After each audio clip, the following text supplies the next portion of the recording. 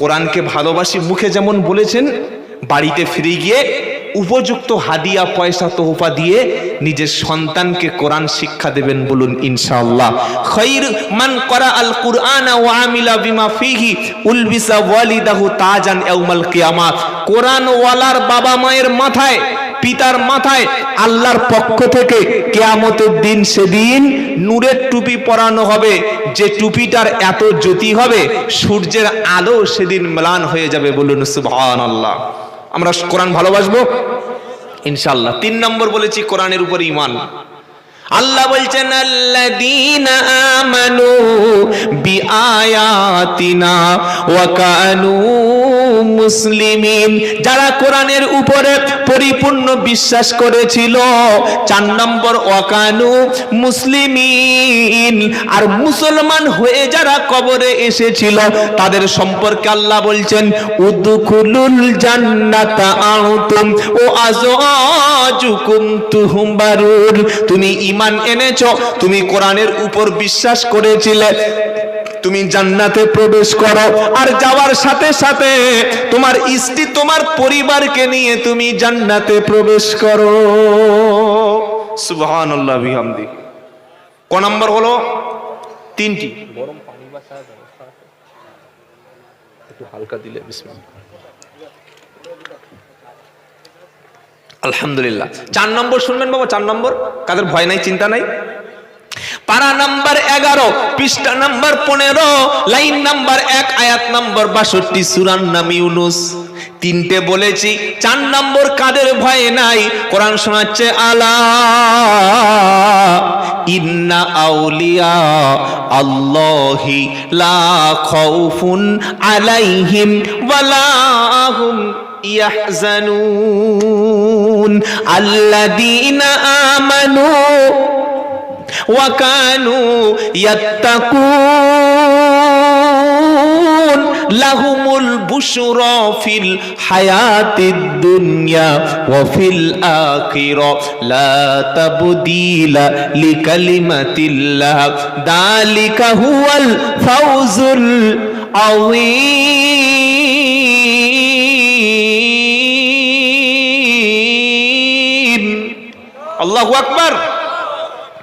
যারা আল্লাহর ওলি, আল্লাহ বলছেন শোনো আমার বন্ধু যারা, আমার সত্যিকার প্রকৃত অর্থে আমার বন্ধু যারা, যারা আল্লাহর ওলি, তাদের কোনো ভয় নাই, তাদের কোনো চিন্তা নাই। জোরে হবে না?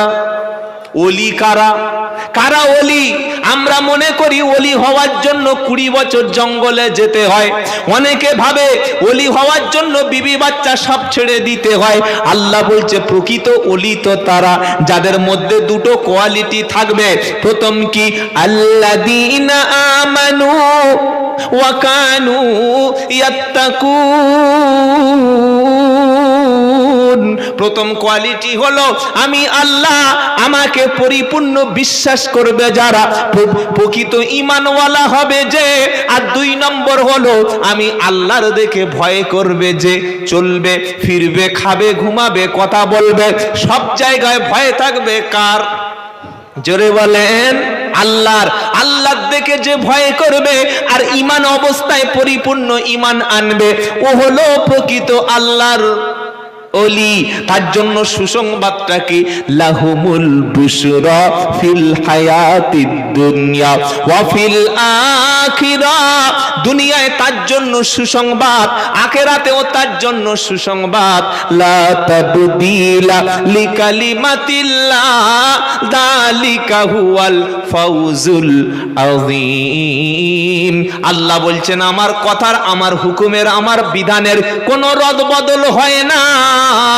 জোরে বলুন না সুবহানাল্লাহ। ওলি হব ইনশাআল্লাহ।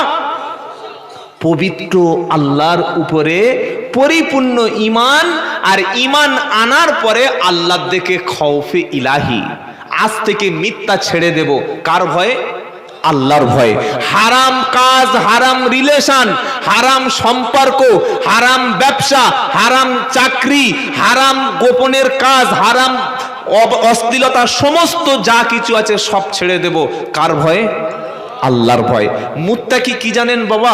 ইমানের উপরের জিনিস হলো মুত্তাকি।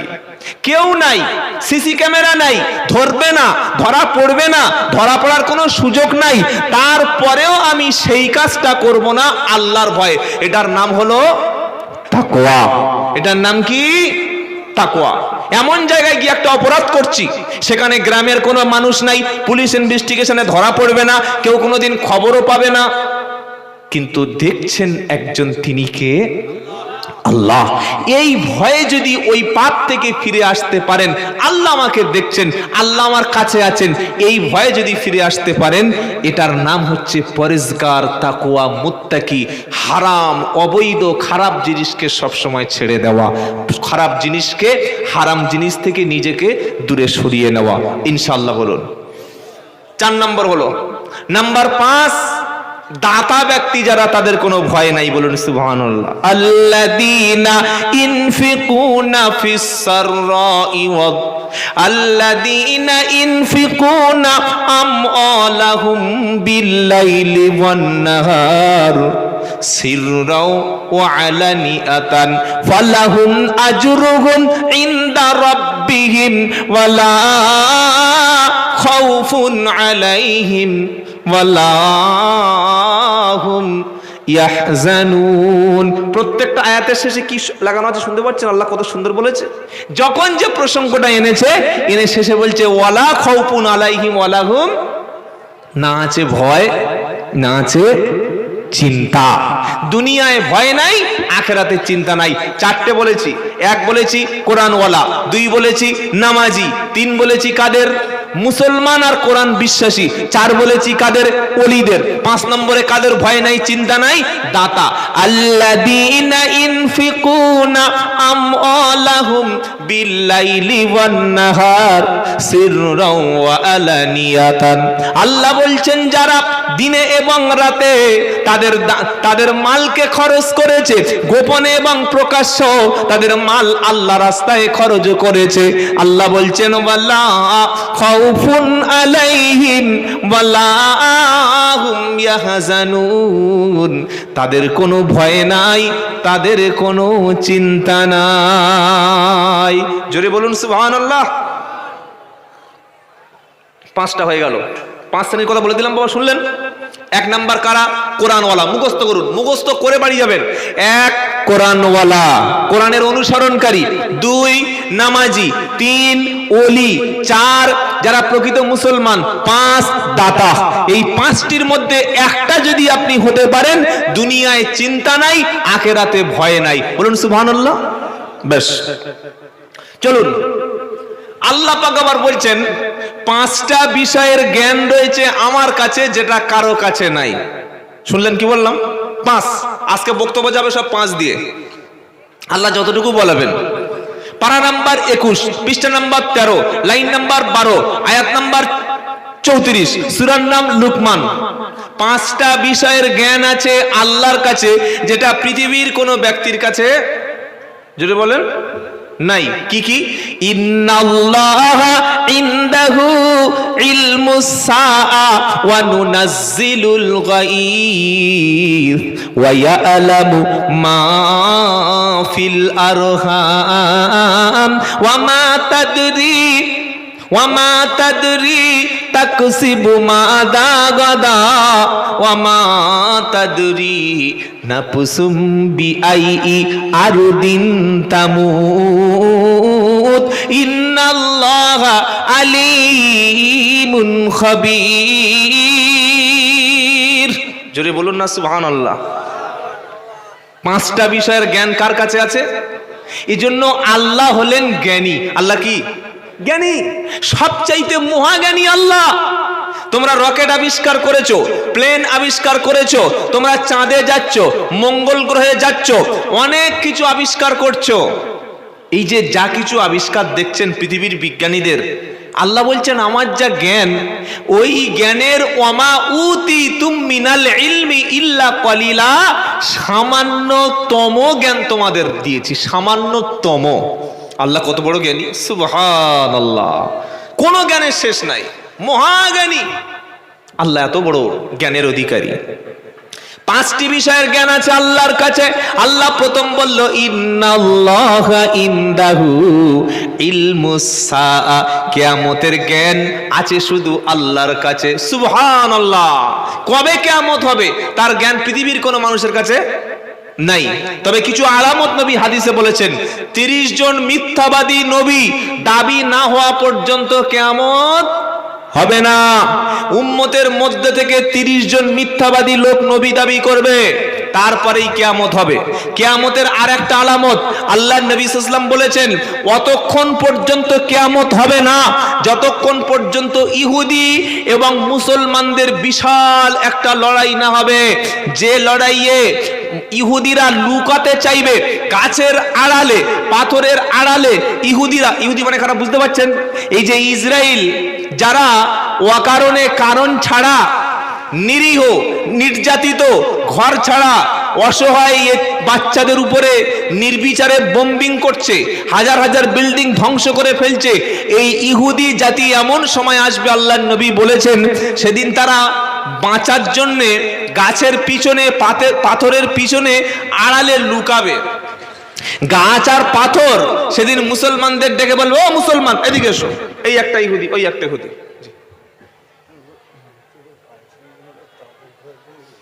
আচ্ছা এখন একটু পরে, ঠিক আছে ইনশাআল্লাহ। নবী বললেন অতক্ষণ কিয়ামত হবে না যতক্ষণ মুসলমানদের সাথে ইহুদিদের না একটা লড়াই হবে। আপনারা ভাবছেন আজকের শেষ, ফিলিস্তিন শেষ, বাইতুল মুকাদ্দাস শেষ, আবার লেবানন শেষ। সামনে যেদিন আসবে সে দিনটা হলো ঈমানওয়ালা। সেদিন ইহুদিরা গাছের পিছনে, পাথরের পিছনে লুকিয়ে যাবে, আর গাছ আর পাথর ডেকে ডেকে বলবে, এই একটা ইহুদি, এই ইহুদিকে হত্যা করো। জোরে বলুন না সুবহানাল্লাহ। কি গো, সমস্ত সিস্টেম সেদিন বেকার হয়ে যাবে। কোন রকেট, কোন বিজ্ঞানীদের সিস্টেম সব ফেল হয়ে যাবে, সেটা কিয়ামতের দিন। নবী 3 নম্বর বললেন, কিয়ামতের পূর্বে সবচাইতে যেটা বাড়বে সেটা হচ্ছে জেনা, ব্যভিচারের সংখ্যা বেড়ে যাবে। আজকের একটা যুবক ছেলে, 100 যুবক ছেলের মধ্যে আপনি 10টা ছেলে বার করবেন যাদের কোনো রিলেশন নাই, যাদের কোনো রিলেশন নাই। বাকি 90টা ছেলে কোনো না কোনো মেয়ের সঙ্গে রিলেশনে আছে, সম্পর্ক, সে অবৈধ হোক বৈধ হোক সম্পর্ক জুড়ে আছে। বললে হুজুর তেমন কিছু ব্যাপার নয়, এটা আমাদের একটা পবিত্র প্রেম। কি প্রেম বলো, জোরে বলুন।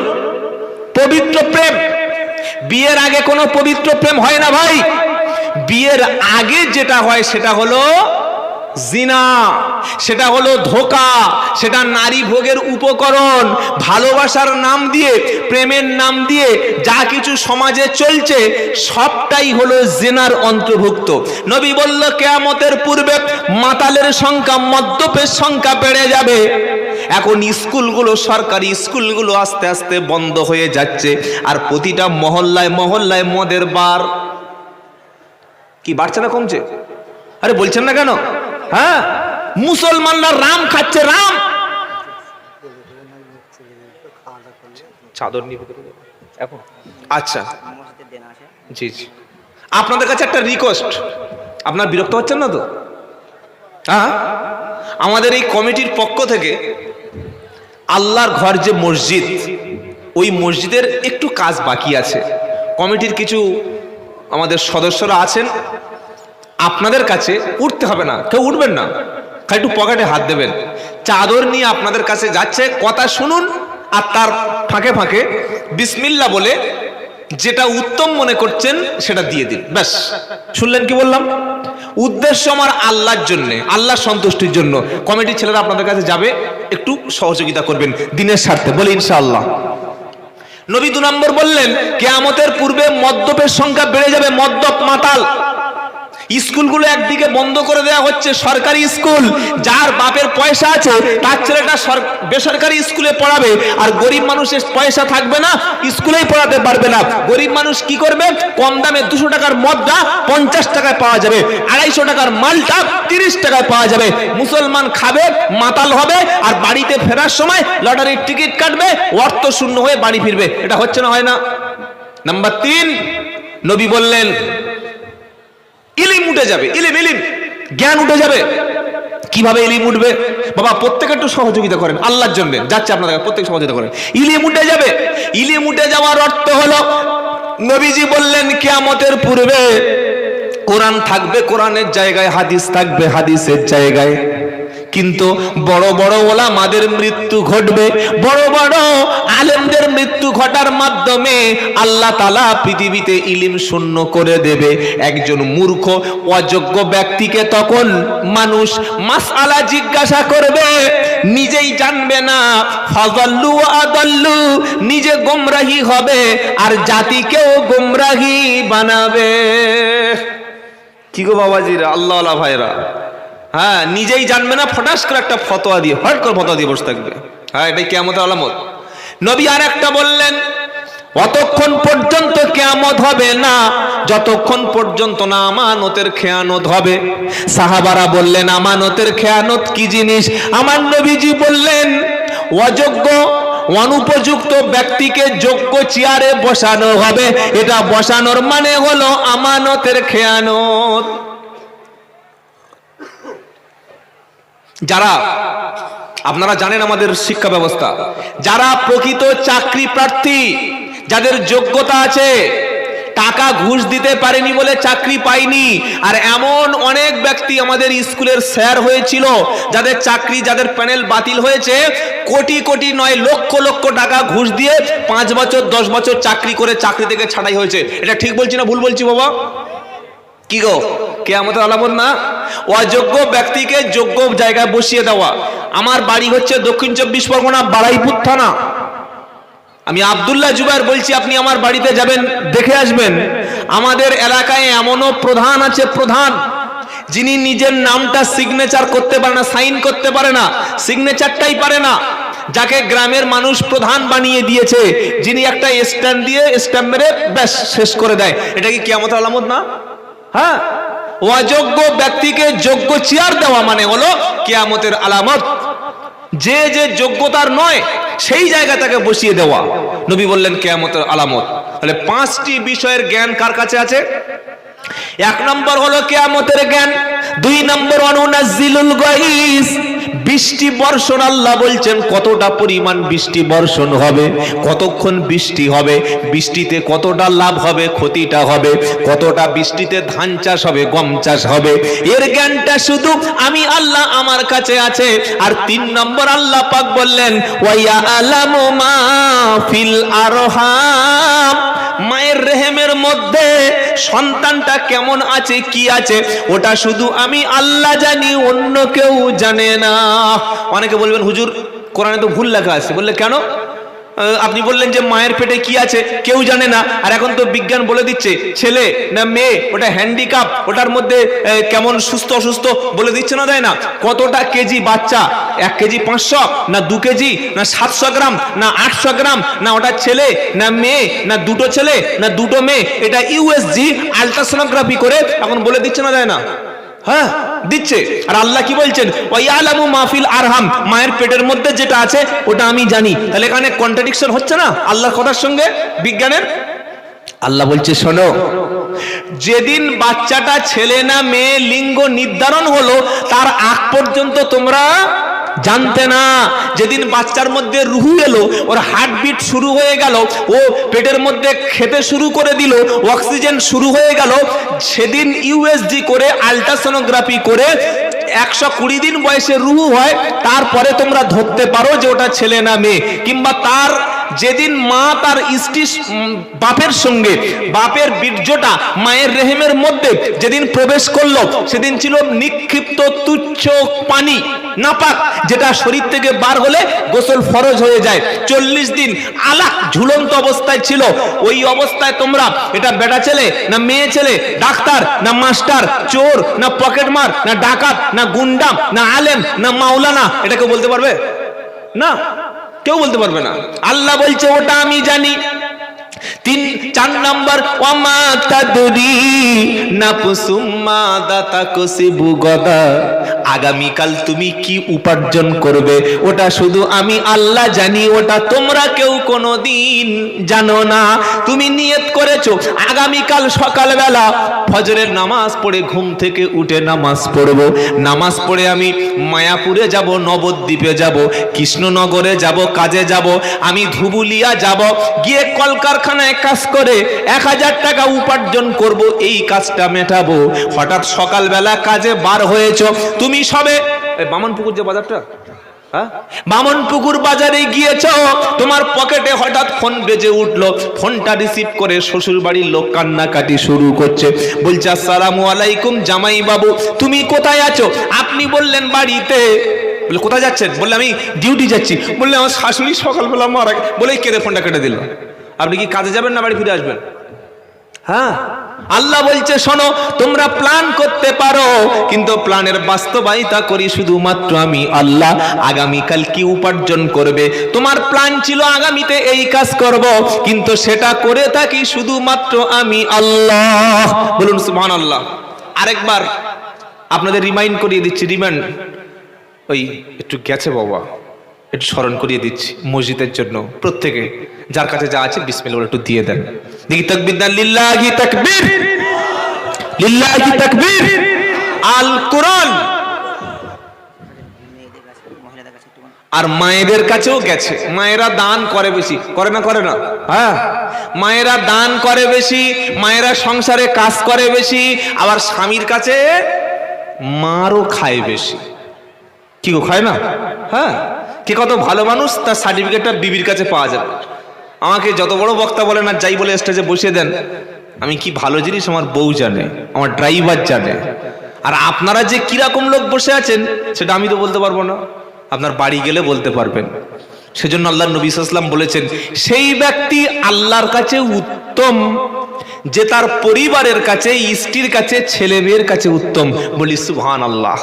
বাবাজিরা, আল্লাহ আল্লাহ ভাইরা, নামাজ, কালাম, রোজা, তাসবিহ, হজ, যাকাত এগুলো করবেন, কিন্তু পরিবারের বন্ধন নষ্ট করবেন না। ভাই ভাইয়ের সঙ্গে সম্পর্ক নষ্ট করবেন না, বোনের সাথে সম্পর্ক নষ্ট করবেন না। আত্মীয়তার সম্পর্ক ছিন্নকারী কখনোই জান্নাতে লা ইয়াদখুলুল জান্নাতা কাতিউ, আত্মীয়তার সম্পর্ক ছিন্নকারী ব্যক্তি জান্নাতে যায় না। এখন নামাজ বেড়েছে, দিন বেড়েছে, দাওয়াত বেড়েছে, মেহনত বেড়েছে, মসজিদ বেড়েছে, খানকা বেড়েছে, পীরও বেড়েছে, মুরিদও বেড়েছে, কিন্তু আগের মতো আত্মীয়তার সঙ্গে সেই সম্পর্ক নাই। আল্লাহ সম্পর্ক মজবুত করে দিয়ে সকলে বলি আমিন। তাহলে আগামীকাল কি উপার্জন করবে এটা কে জানেন? আল্লাহ। 4 নম্বর। 5 নম্বর আমার আল্লাহ বলছেন, ওয়ামা তাদরি নাফসুম বিআই আরদিন তামুত, বান্দা কার মৃত্যুটা কোন জায়গায় হবে ওটা শুধু আমি আল্লাহ জানি, ওটা পৃথিবীর অন্য কোনো ব্যক্তি জানে না।